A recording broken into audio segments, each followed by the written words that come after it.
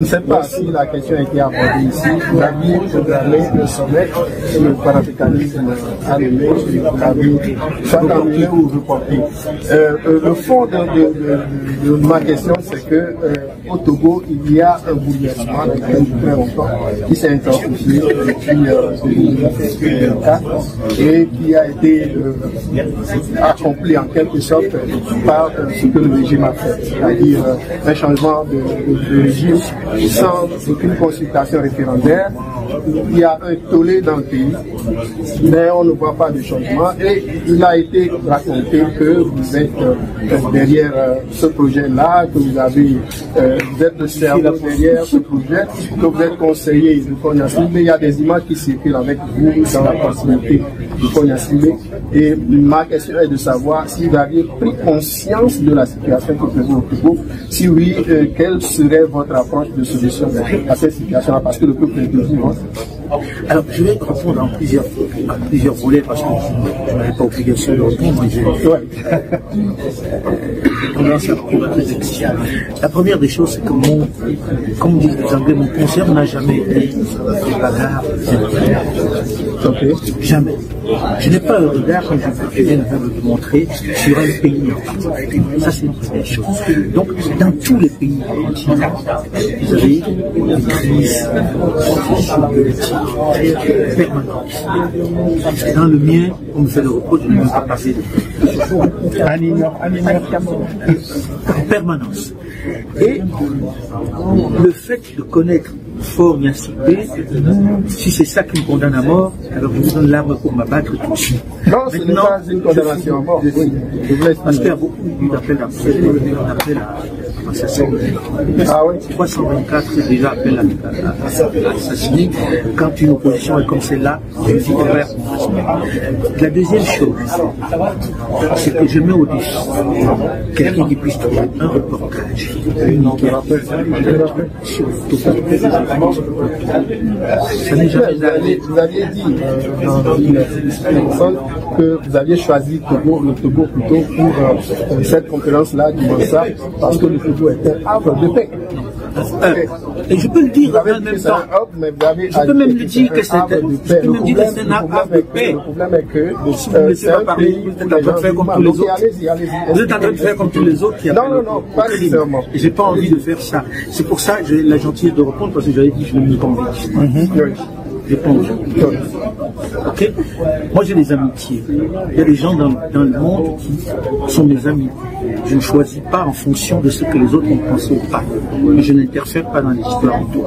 Ça c'est une première chose. La deuxième chose, c'est que c'est triste que les Togolais puissent penser qu'une personne comme moi, je puisse interférer sur une constitution. Vous me donnez un pouvoir extraordinaire. Or vous savez très bien qu'il y a une modification. Non, c'est pas. Arrêtez de jouer aux enfants. Si vous savez, Arrêtez de jouer aux enfants. C'est pas à moi de venir vous le dire. Vous savez très bien ce qui s'est passé. Donc j'ai plus envie de rentrer là-dedans. Ensuite, je dis, si quelqu'un me montre une interview avec Fort, un reportage de Foucault sur le Togo, ou une interview où je l'aurais hanté, je le mets au défi. Ça, c'est la première chose. La deuxième chose, je ne vais pas me justifier sur mes amitiés. Je suis désolé. Vous ne trouvez pas que votre proximité avec lui peut faire peut-être un peu coupable par rapport à ce qui se passe dans le pays. Je connais vos amis. Par rapport à la souffrance. Je connais vos amis. Non, mes amis, non.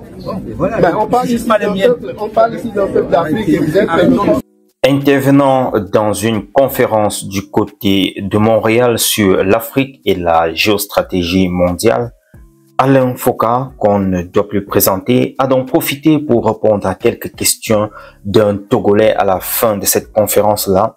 Et c'est ainsi que ce Togolais lui a posé une série de questions concernant son implication ou non sur la modification de la constitution du côté du Togo. Il lui reproche le fait d'être proche du président Gnassingbé et qu'il aurait été ou bien il aurait agi comme, voilà, je dirais quoi, l'intelligence cachée derrière la modification de cette constitution-là et qui d'ailleurs depuis un certain temps est la cause de beaucoup de troubles du côté du Togo, les manifestations and so on. On lui reproche d'être proche du président, d'être parmi les conseillers du président Yassibé. Bref, vous avez suivi comment lui il a pu se défendre, il a pu se laver au moins l'honneur à ce niveau-là. Bref, il a tenté comme ça de, je peux dire entre guillemets, de l'humilier en Mondovision. Mais bon, Alain Foka a su lui répondre tel que vous avez suivi. Dites-moi en commentaire ce que vous en pensez, les amis. J'ai jugé nécessaire de partager ceci avec vous. Les amis, sur cette chaîne, nous partageons les actualités sur l'Afrique, sur les pays africains tels que le Cameroun, la Côte d'Ivoire, l'AES également.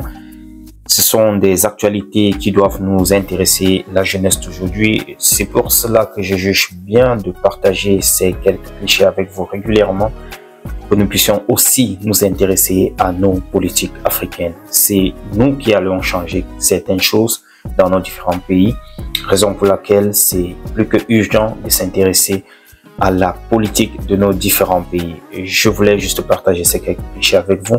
Si vous ne l'avez pas encore fait, n'hésitez surtout pas de partager, de liker et surtout de vous abonner et d'activer la cloche de notification.